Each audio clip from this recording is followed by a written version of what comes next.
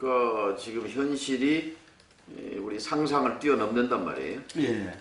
근데 그건 또 느닷없는 건 아니에요. 뿌리가 있어요. 예. 금방 말씀하셨지만 2005년 9.19 베이징 공동성명. 예. 북한은 핵을 포기한다.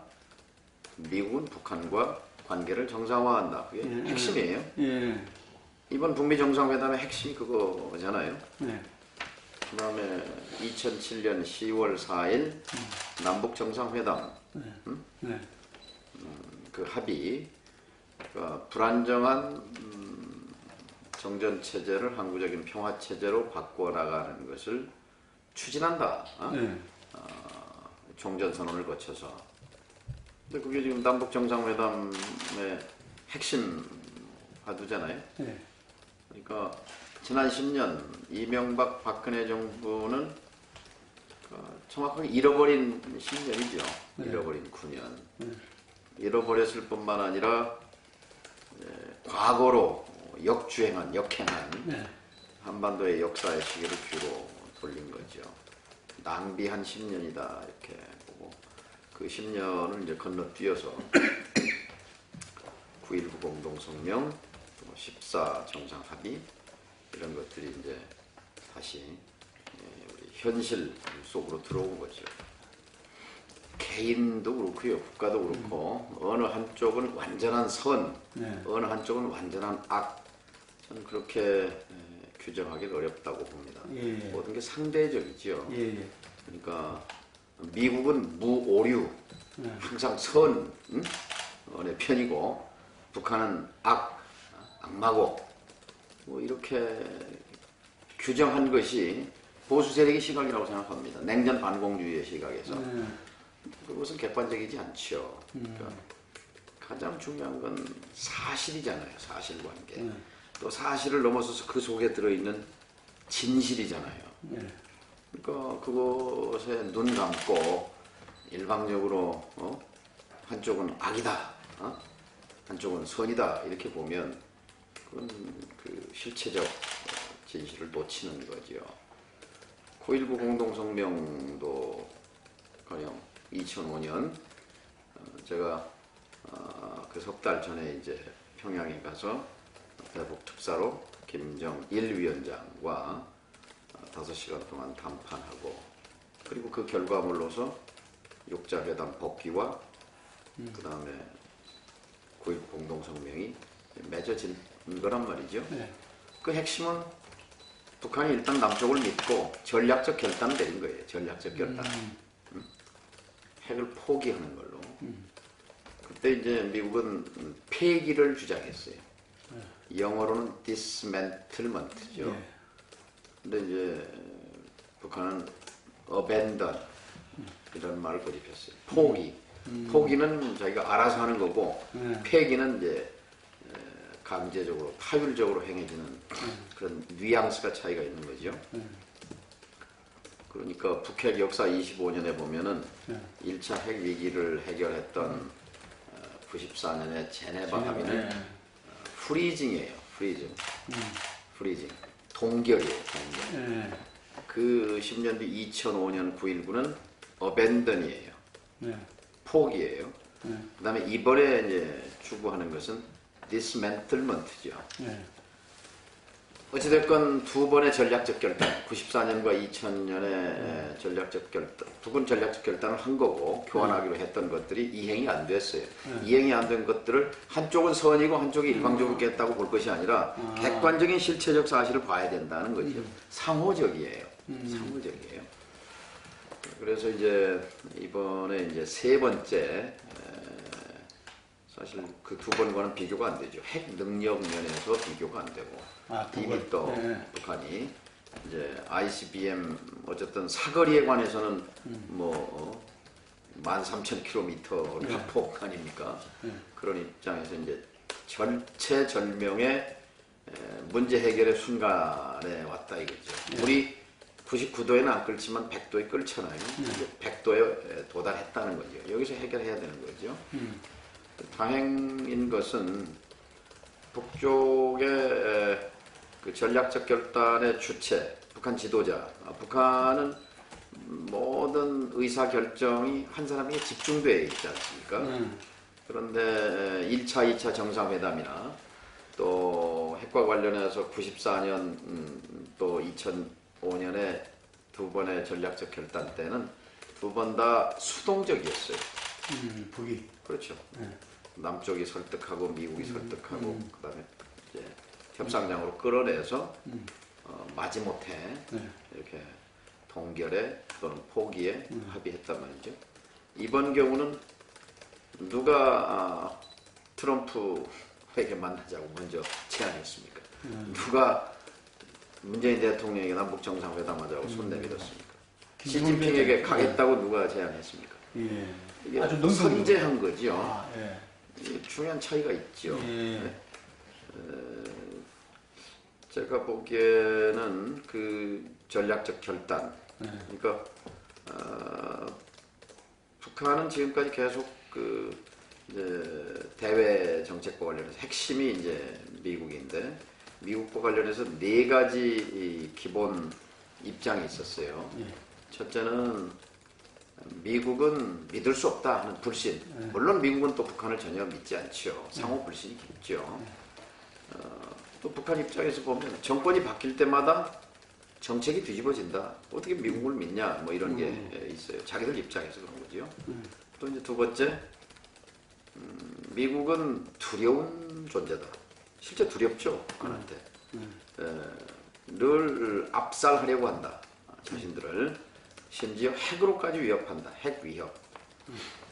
그런 조건 속에서 세 번째, 자기들이 생존하기 위해서는 무엇보다도 미국과 관계를 정상화해야 살아남을 수 있다. 그런데 미국은 관심이 없다. 들어줄 생각이 없다.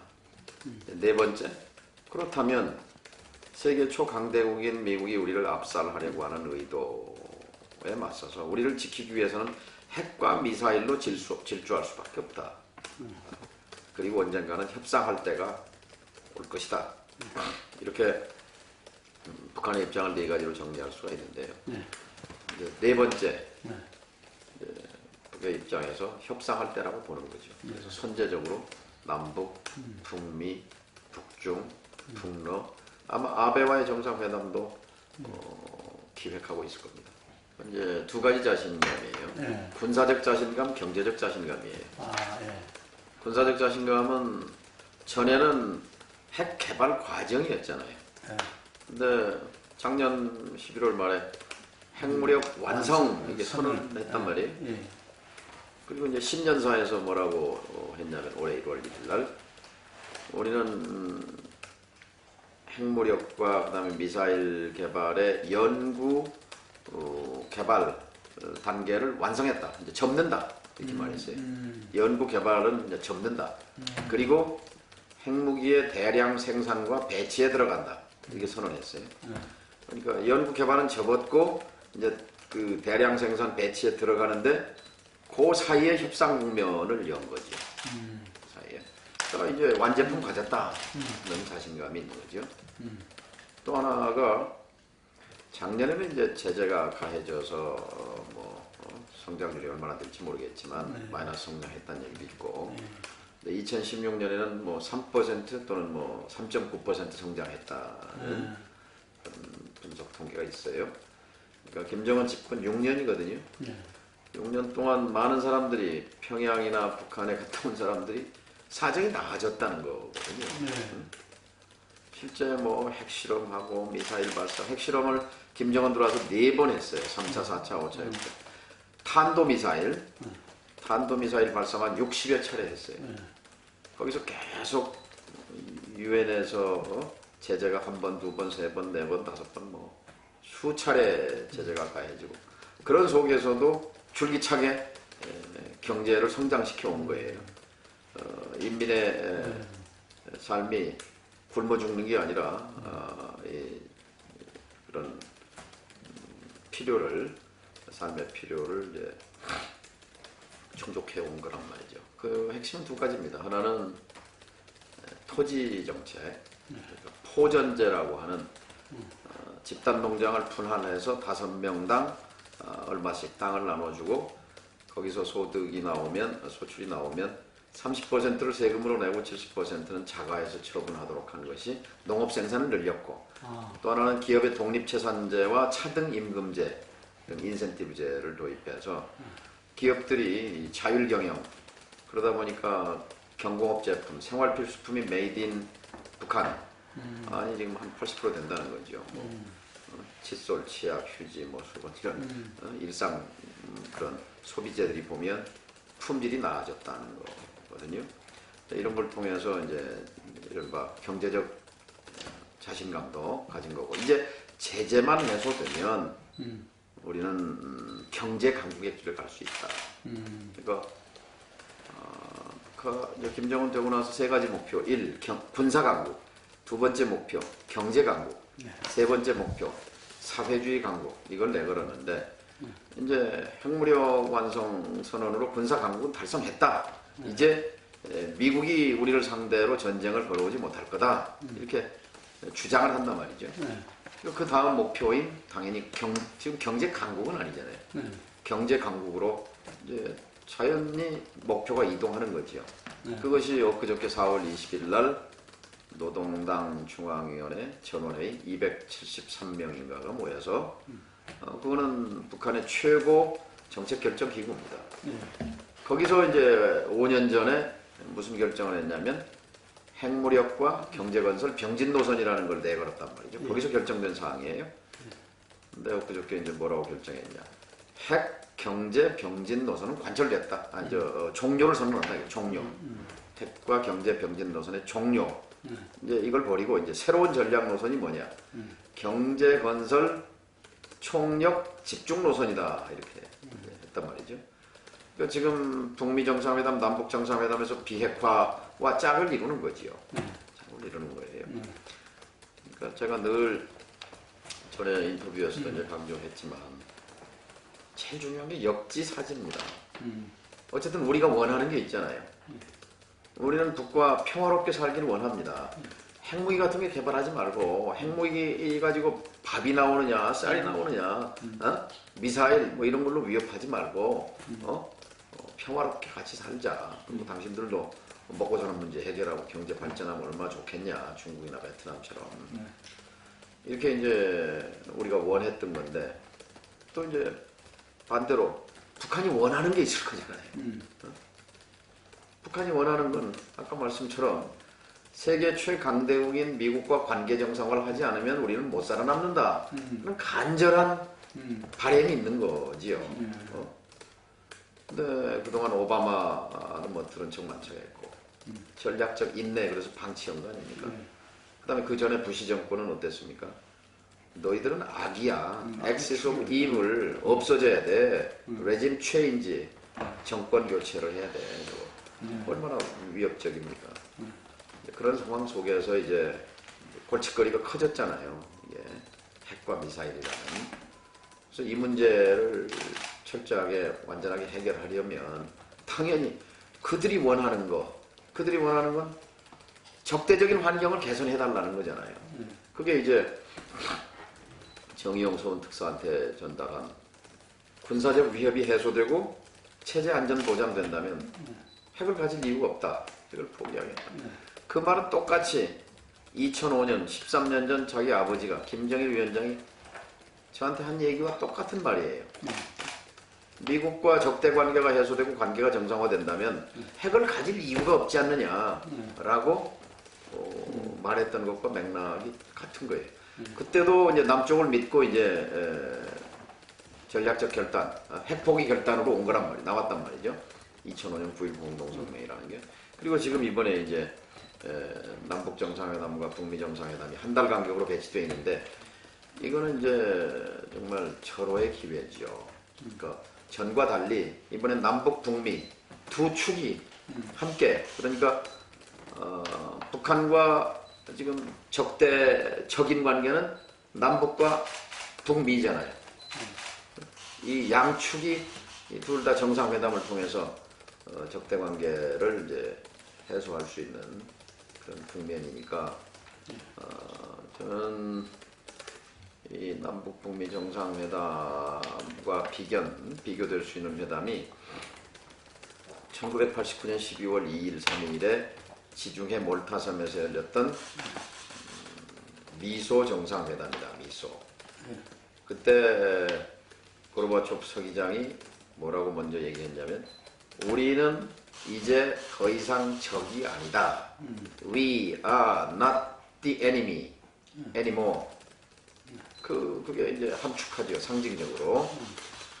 그래서 한 1년 뒤인가요? 이제 파리 선언 뭐 이런 걸 통해서 이제 동서냉전의 해체 선언 이루어지게 되는데 그 대전환이잖아요. 대전환. 30년 전 일이에요. 근데 몰타 선언에서 빠진 게 있잖아요. 뭐냐? 이 동북아에서 한반도 냉전은 빠졌어요. 한반도는 그동안 신냉전, 북한 핵과 핵 개발을 둘러싼 신냉전, 군비 경쟁이 도래했잖아요. 동북아를 둘러싼 동북아의 이 평화 경쟁 대신 그런 갈등이 심화되고 군비 경쟁이 되고 하는 그 중심에 이제 핵과 미사일 문제가 있는 건데 이번에 이것을 해결하게 되면 동북아의 큰 질서의 변동이 일어나죠. 남쪽의 정권 교체입니다. 남쪽의 정권 교체. 2007년도에. 제가 당사자지만. 우리가 김대중 정부, 노무현 정부 그리고 정권이 바뀌지 않았다면 핵 문제는 해결됐죠. 왜냐하면 그 2007년 12월에 정권이 바뀌어버렸잖아요. 예. 이명박 예. 후보로 넘어가 버렸는데 그때는 2007년 2.13 합의가 실행 중이었어요. 예. 2007년 2.13. 예. 2007년 2.13이라는 건 뭐냐면 북한과 미국이 부시 정부 8년 그 임기 중에 최초로 1대1로 협상한 사건이에요. 그전에는 1대1로 만나질 않았어요. 왜냐하면 악이기 때문에 사탄이니까 협상할 수 없다는 거죠. 처음으로 베를린에서 만나서 합의 내용은 간단해요. 2005년 9.19로 돌아가자. 9.19를 실천하자. 그게 2.13 합의예요. 네? 그래서 이제 2.13 합의의 과정 속에서 남쪽의 정권이 바뀌어버렸어요. 이게 한 몇 달 가다가 이제 스톱돼 버린 거죠. 그리고 10년 지난 거예요. 아무도 그걸 취재하는 데가 없었어요. 제가 이렇게 쭉 보니까 스크린을 해봤을 때. 그러니까 정권이 바뀔 때 그렇게 돼버리고. 왜냐면 네. 미국은 한국 정부의 입장을 존중하지 않을 수 없습니다. 네. MB와 박근혜 정부는 기본적으로 붕괴론에 서 있었잖아요. 네, 그러니까. 네. 북한과 평화 공존의 생각보다는 네. 북한에 대한 제재와 압박을 통해서 붕괴시키고 통일 대박을 이루겠다는 그런 생각을 가졌죠. 그래서 이명박 정부의 그 선핵 폐기론, 먼저 핵을 내려놔라. 그럼 도와주겠다. 이게 비핵 개방 3천? 핵 다 내려놓고 항복하면 우리가 $3,000 만들어줄게. 북쪽 입장에서는 굉장히 굴욕적인 거였죠. 그래서 결국 그때 여러 가지 군사적 충돌과 비극도 많이 있었지 않습니까? 그래서 지금 문재인 정부가 아니고 예를 들어서 보수 정부라면 북한이 저렇게 나올 수가 없습니다. 맞습니다. 맞는데 부분만 맞죠. 전체 그림은 아니에요. 그러니까 국제사회의 제재가 북을 고통스럽게 온 건 객관적 사실이죠. 맞아요. 그리고 만일 제가 문재인 촛불 정부가 아니면 안 됐다라는 것도 일관되게 이것을 전쟁은 안 된다. 평화적으로 이 문제를 풀자고 문재인 정부가 일관성을 가진 것은 또 공이 있습니다. 평가를 받아야 되는 거죠. 그리고 중요한 건 아무리 국제 제재를 하고 남쪽에서 대북 협상 제안을 하고 평화적으로 문제를 풀자고 해도 북쪽에서 김정은 위원장이 전략적 결단을 안 내리면 이 국면이 계속 가는 거지요. 근데 푸틴 대통령이 이렇게 말했잖아요. 풀뿌리를 씹더라도 포기하지 않는다. 근데 북한에 다녀온 사람들 전문가들 얘기 들으면 최소한 10년은 버틴다는 거예요. 최소한 10년은, 어쩌면 20년은 버틴다는 건데, 그럼 깝깝해지는 게 우리예요. 답답하잖아요. 어쨌든 김정은 위원장의 물론 자기도 살기 위해서 그러는 거죠. 살기 위한 전략적 결단인데요. 이 점은 하나 중요한 것 같아요. 아버지보다 스케일이 커요. 아버지보다. 아버지의 목표는 삼시세끼 해결하는 거였어요. 삼시세끼. 왜냐하면 아사자, 기아와 기근으로 200만 명 이상이 95년부터 98년까지 아사자가 발생했잖아요. 고난의 행군 시대라고 하지 않습니까? 쓰라린 경험이 있고 그때 그 과정에서 중국에 대한 배신감을 엄청 느낍니다. 200만 명이 죽어나가는데 그 북한이 그렇게 말했어요. 그때 식량 도와준 게 미국이 도와준 게 중국보다 많다. 미국이 도와준 게 중국보다 많다. 속으로 얼마나 섭섭했겠어요. 혈맹이라고 하는데. 예?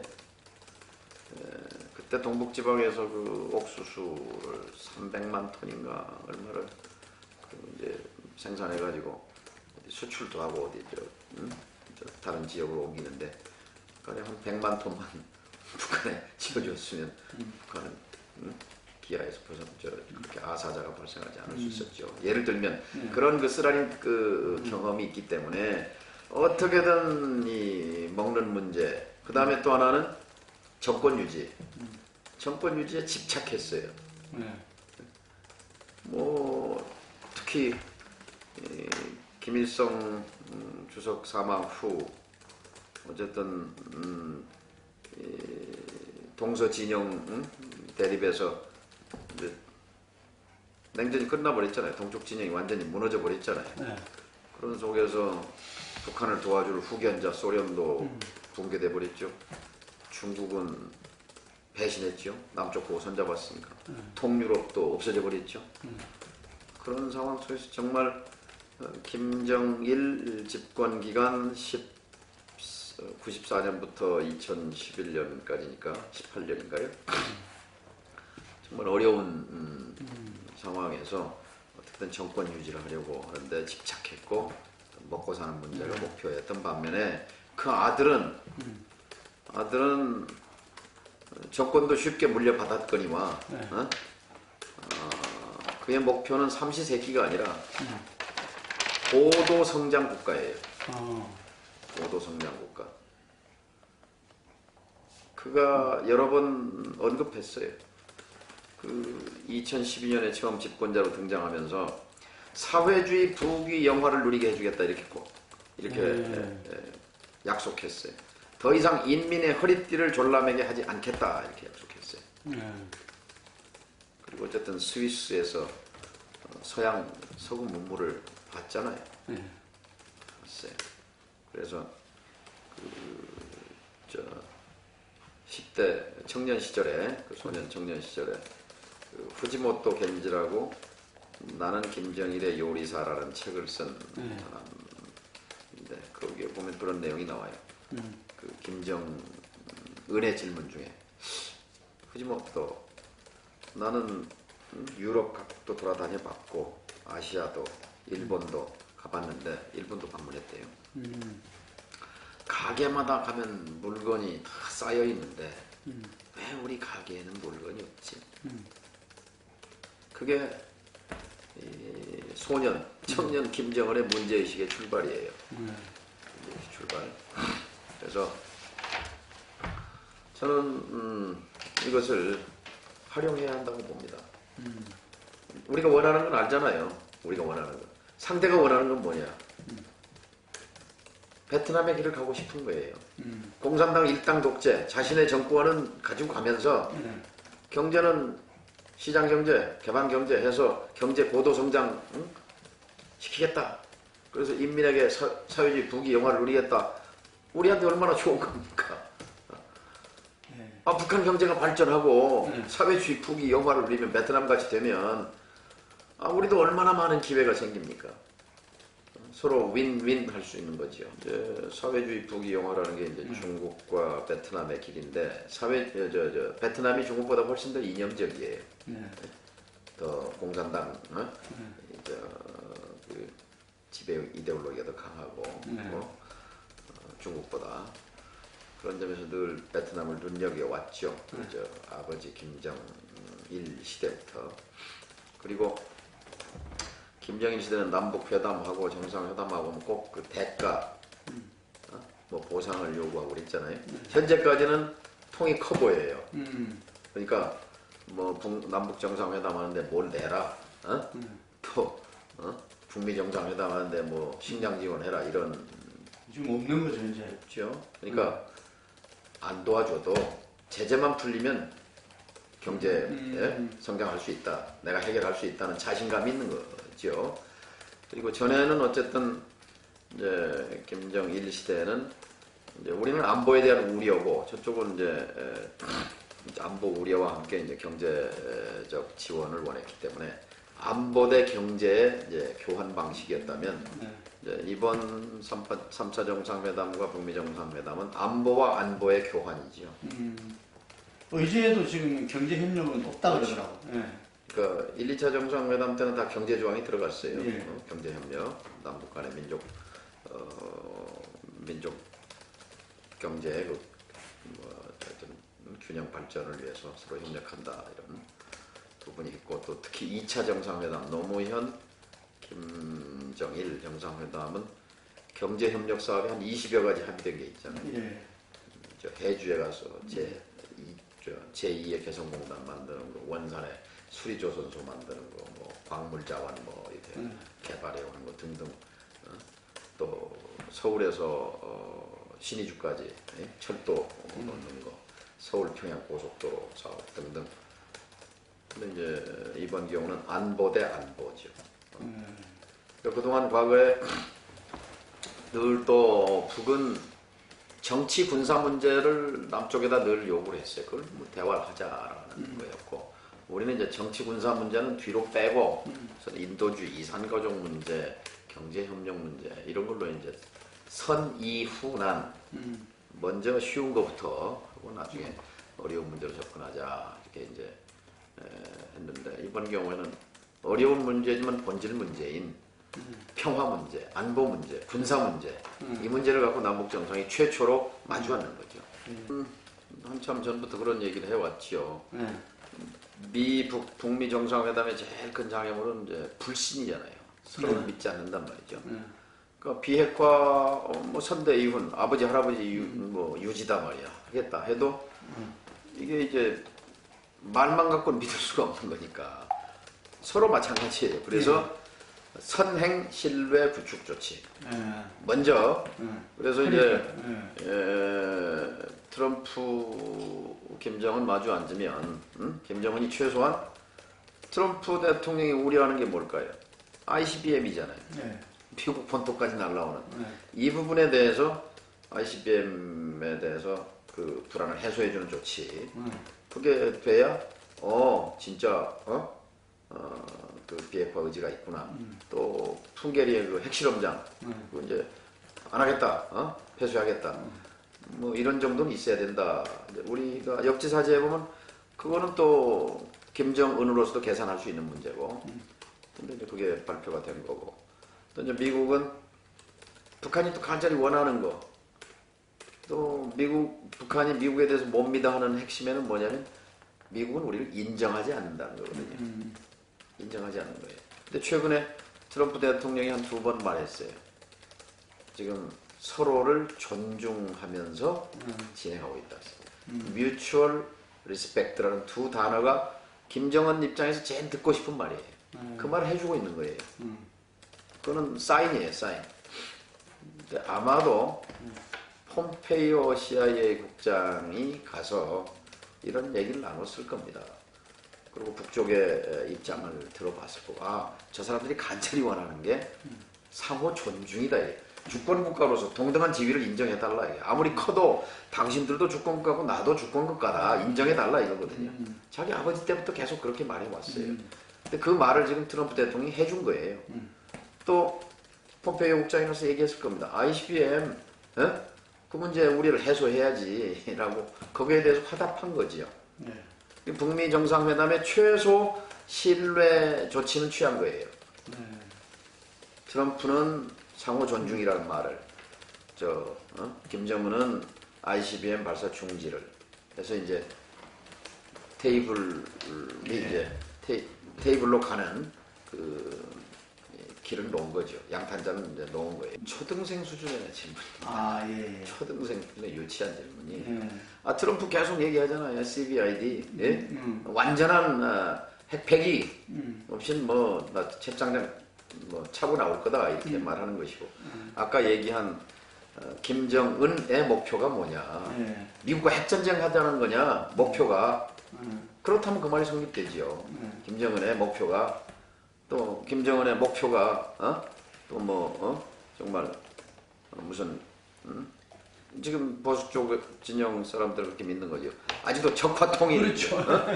그렇게 믿고 있는 거예요. 근데 지금 역사의 시기가 2018년입니다.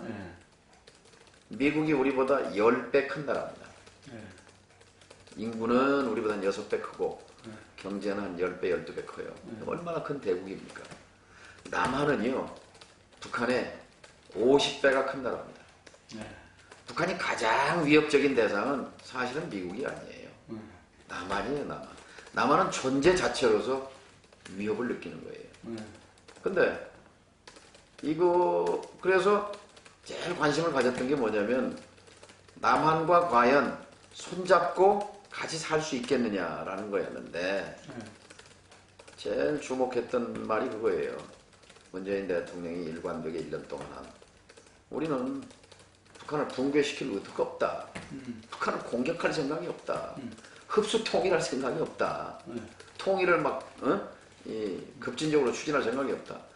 이 얘기가 가장 간절히 듣고 싶은 얘기고 그걸 검증하는 거예요. 진짜 그런가 진짜 그런가. 근데 이명박 박근혜 정부는 뭐였어요? 저거 어떻게든 곧 무너진다. 무너뜨려야 된다. 그런 경제적으로 한 50배나 큰 나라가 남쪽에 있는데 거기서 호시탐탐 저걸 무너뜨리려고 하면 바깥으로 나올 수 있겠어요? 없겠어요? 그러니까 북의 입장에서 남북 적대 관계, 북미 적대 관계 이 두 축을 남북 정상회담, 북미 정상회담 이걸 통해서 이제 풀어내서 이거 풀어내는 게 평화체제죠. 평화체제로 가게 되면 아까 얘기한 군사 강국에서 경제 강국으로 이제 집중할 수가 있는 거죠. 뭐든지 우리가 대화하고 토론할 때도 상대방 입장을 헤아려 봐야 될 거 아닙니까? 그래야 정확하게 대화도 진전되고 알맹이도 만들어낼 수가 있는 거죠. 아베는 이제 2002년도에 고이즈미 총리가 평양에 가서 북일 공동선언할 때 반대했던 사람이잖아요. 북일 관계 정상화에 반대하고 그다음에 납치 문제에 대해서 이제 강경론 얘기하고 믿을 수 없다고 얘기하고 근데 이제 마침 또 그게 숫자가 안 맞고 이래가지고 아베가 그것 때문에 사실은 총리가 된 거잖아요. 북한 때리기로. 그러다 또 이제 실각했다가 다시 등장한 것도 대북 강경 노선 때문에 된 거고. 그 다음에 북한이 미사일 쏠 때마다 미사일 쏘면 저 태평양으로 날아가려면 일본 머리 위로 지나가니까 그때마다 아베 지지율이 올라갔잖아요. 그러니까 아베로선 당황스럽죠. 그래서 5월 말 6월 초 북미 정상회담에서 비핵화에 대한 일괄 타결이 저는 이루어질 걸로 보고 바로 8.15 즈음해서 2차 남북 정상회담, 제 4차 정상회담이죠. 올해 두 번째 정상회담을 열어서 14선언에서 합의했던 부분에 대한 이행 합의로 넘어갈 필요가 있다고 봅니다. 거기에 이제 개성공단의 그 전면 정상화 2단계, 3단계로 넘어가고 제2의 개성공단 사업도 있고 다 있죠. 그렇죠. 지난 10년 동안 줄기차게 요구해왔던 거고. 그다음에 정상회담 정례화 그 부분에 대해서 북한이 반대할 이유가 없잖아요. 김정은 입장에서 생각해 보면 결국은 돈 낼 사람은 미국이 아닙니다. 남쪽과의 경제협력 그리고 이제 아베예요, 아베. 그러니까 아베에 대해서 상당히 아마 관심을 가질 겁니다. 그 김정은 어느 시점에 김정은 아베 회동을 추진할 건가에 대해서.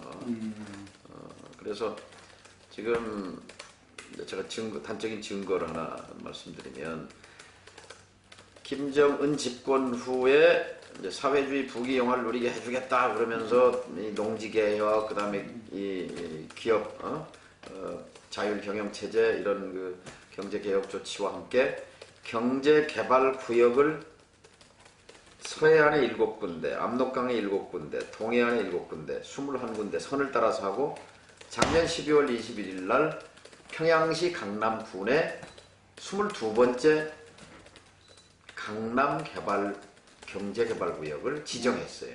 그건 외자 유치구역이에요. 되게 한 1억 달러 규모 또는 많게는 3, 4억 달러 규모로 외자 유치를 해서 기업을 유치하고 일자리를 만들겠다. 뭐 이렇게 중국의 초기 개혁 개방 모델을 따라간 건데, 근데 유엔의 제재와 압박, 미국의 제재, 한국의 제재, 일본의 제재가 집중되는 가운데 외국인 투자가 어디서 들어옵니까? 이건 바꿀 수밖에 없는 거예요. 그러니까 12월 21일은 또 어느 시점이냐면 핵무력 완성 선언했잖아요. 11월 말에. 그리고 3주 있다가 평양의 강남 경제개발구역을 지정했는데 외국인 투자를 받아들여서 경제 발전시키겠다. 역지사지 해보면 김정은이 간절히 원하는 게 뭔가, 응? 우리가 간절히 원하는 게 뭔가, 빅딜이죠. 빅딜. 빅딜 하자는 거죠. 그러니까 김정은 입장에서는 정당성이 좀 부족하잖아요. 아버지와 아들까지는 혹시 모르겠는데 3대까지 와서는 이 부족한 부분을 충당하기 위해서는 먹고 사는 문제를 완전히 해결하고 이른바 사회주의 부귀영화를 누리게 할 때 우리 김정은 위원장이 최고다 이렇게 돼서 그 정당성이 부여되는 거겠지요. 뭐 충분하죠. 전쟁이냐 뭐 극한 대치까지 갔는데 전쟁이냐 평화자의 표차로 해서 완전히 이걸 한반도에서의 평화 체제로 바꿔내는 그런 거보를 내딛는다면 저는 문재인, 김정은, 트럼프, 노벨 평화상 뭐 여기 이런 데 안 주고 어디 누굴 주겠습니까? 저는 이것도 민주주의의 위험 요소라고 봐요. 예. 공론의 장, 예. 인터넷이 없던 시대에는 새롭게 등장한 온라인 무대인데 이게 지금 이제 종이신문을 압도해 가고 있잖아요. 온라인 공론장이. 근데 거기서 자유롭게 시민들이 토론하고 의사표현을 하고 하는 공론의 장이 아니라 그게 하나의 전술의 장으로 선거 전술의 장으로 모여서 이건 뭐 어느 진영이든 다 전부 어떻게든지 그 공론을 조작해 보려고 하는 그런 의도를 갖게 됐잖아요. 그런 유혹을 받게 돼 있잖아요. 이 부분은 좀 정리정돈을 할 필요가 있습니다. 표현의 자유를 위축시키지 않는 전제 위에서 제대로 된 공론의 장이 펼쳐질 수 있도록 소위 뭐 한 200명이 공론의 장을 다 갖고 쥐락펴락하면 그거 또한 굉장히 위험한 일이죠. 어렵죠. 지금 당 창당도 원래 창당하려고 했던 창당이 아니지 않습니까? 국민의당을 국민이 만들어줬는데 국민의당을 끌고 홍준표 당하고 그쪽 방향으로 끌고 가려고 하니까 그거는 용납할 수 없다. 그래서 이제 탄생한 당이 민주평화당인데 호남 지역에서는 상당한 성적을 거둘 걸로 기대를 합니다. 워낙 시간도 없고 그래서 그 밖의 지역은 굉장히 어렵죠. 다당제가 정치 발전이에요. 민주평화당 호남을 이제 기반으로 하고 있죠. 의원들이 대부분 그쪽 소속이니까. 그 지역으로 봐서도 경쟁하는 체제가 있는 것이 지역에 도움이 되는 거고 또 정치 발전에 내가 도움이 된다는 것은 한국 사회가 이처럼 다양하고 복잡다단한 이해관계가 충돌하는데 양대 정당만으로 어떻게 이게 제도권으로 모든 갈등 요소가 수렴될 수 있습니까? 불가능합니다. 그래서 개헌보다 더 중요한 것이 선거제도 개혁이다 생각해요. 그러니까 나라의 주인은 국민인데 주권자인데 주권자의 의사가 제대로 대의기구에 투영되지 않는단 말이에요. 예. 제가 EU 의원 외교협회 EU 예. 회장이에요. 그래서 얼마 전에 덴마크와 브뤼셀을 방문하고 왔는데, 덴마크에 갔을 때 얘기입니다. 거기 의회에 갔는데 이제 일자리 문제가 관심이 있어 고용노동위원회 위원들과 회의를 했어요. 근데 그 덴마크 의회의 고용노동위원회 위원장이 부두 노동자더라고요. 부두 노동자 출신이에요. 부위원장은 목수 출신이에요. 위원들은 조선소 노동자도 있고 금속 노동자도 있고 간호원도 있고 블루컬러가 대부분이에요. 그래서 제가 그렇게 말했어요. 한국은 국회의원이 300명인데 예. 그 중에 한 명이 용접공 노동자 출신이 한 명 있다. 나머지는 다 엘리트다. 이렇게 말했어요. 금방 질문을 덴마크 의원이 뭐라고 그러냐. 그러면 당신네 나라에서는 노동 조건과 임금 문제 등을 결정하는 사람들이 어떤 사람들이냐? 엘리트들이 결정한다. 이렇게 이제 대답을 했는데, 덴마크가 행복도 1위의 국가라는 게 이런 거구나. 그러니까 정치가 주권자인 국민들의 그 의사를 최대한 반영하는 구조로 짜여져 있고, 구성 자체가. 구성이. 네. 그러니까 거기서 당연히 자기 분야에 대해서 다 목소리를 내지 않습니까? 정책과 법안과 뭐 예산과 이런 거에서. 근데 우리는 지금 300명 중에 300명이 뭐 직업 분류로 하면은 법률가, 공무원, 뭐 언론인, 학자 절반 넘죠. 네. 네? 뭐 그런 전문가들도 필요하지만, 그러나 지금의 제도로는 5천만 명을 다양한 직업군, 계층별로, 또 연령별로, 세대별로 이렇게 대변할 수 없는 구조예요. 5천만 명 중에 지금 유권자가 4천만 명인데 국회의원 선거 한 절반은 기권하고 또 뭐 시간도 없어 투표도 못하고, 2천만 명 중에 자기가 찍은 사람이 떨어진 사람은 뭐 대변이 안 되잖아요. 그럼 대개 1등 당선된 사람 45%니까 2천만 명 중에 900만 명 정도는 자기가 찍은 사람이 국회에 와서 자기를 대변할 수 있어요. 근데 4천만 중에 3,100만 명은 나와 무관한 국회예요. 국회 신뢰도가 낮아질 수밖에 없죠. 그리고 우리가 좀 부러워하는 그 성숙한 민주주의를 하는 나라들은 다 다당제 국가입니다. 그리고 OECD 국가 가운데 불평등이 심한 나라, 정치적 갈등이 심한 나라, 바로 바닥에서 꼴찌서부터 보면 칠레, 멕시코, 터키, 코리아, 미국 이렇게 돼 있어요. 공통점이 있어요. 대통령제. 양당제예요. 양당제. 예. 양당제 대통령제. 예. 복지국가가 없어요. 자, 우리가 북유럽 모델, 뭐 덴마크, 핀란드, 스웨덴, 노르웨이, 네덜란드, 독일, 뭐 다 합의 민주주의 국가잖아요. 예. 합의 민주주의. 합의 민주주의 속에 합의 민주주의의 바탕이 다당제고 그 위에서 복지국가가 꽃을 피운 거란 말이죠. 다 복지국가를 원해요. 그런데 지금의 구도로는, 그리고 대통령의 어떤 그 선한 마음 하나 가지고 무슨 복지국가가 이루어집니까? 그건 안 됩니다. 그래서 지금 문재인 대통령이 낸 개헌안에 결정적인 흠이 그게 있습니다. 홍준표 대표 만난 건 잘한 거예요. 생각을 바꾸진 않지만 계속 만나서 그렇게 되면 반대를 하더라도 좀 그렇게 강렬한 반대는 못하죠. 어차피 국정 파트너 아닙니까? 야당도. 그러니까 하루 3끼 밥 먹는데 그 밥 먹는 시간을 수시로 야당 대표들과 또 뭐 원내 의원들과 이렇게 함께 할 필요가 있다고 생각이 들고요.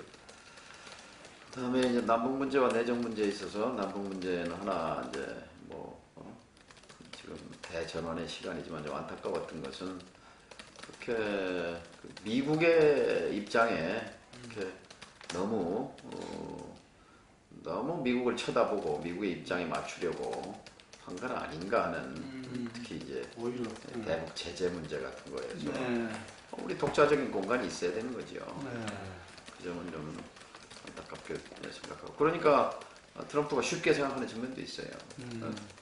말하자면 간단치 않다 이렇게 돼야 말하자면 잘 이게 좀 비율을 맞춰주는 것도 한 방법이지만 그러나 또 뭐 우리는 또 우리의 주장과 또 입장이 따로 있어야 되는 거죠. 그 점면은 좀 지적하고 싶고 그리고 역시 이제 박근혜 대통령을 감옥에 보내고 탄핵하고 했을 때 시민들이 외친 제일 많이 나온 구호가 재벌개혁, 검찰개혁 아닙니까? 네.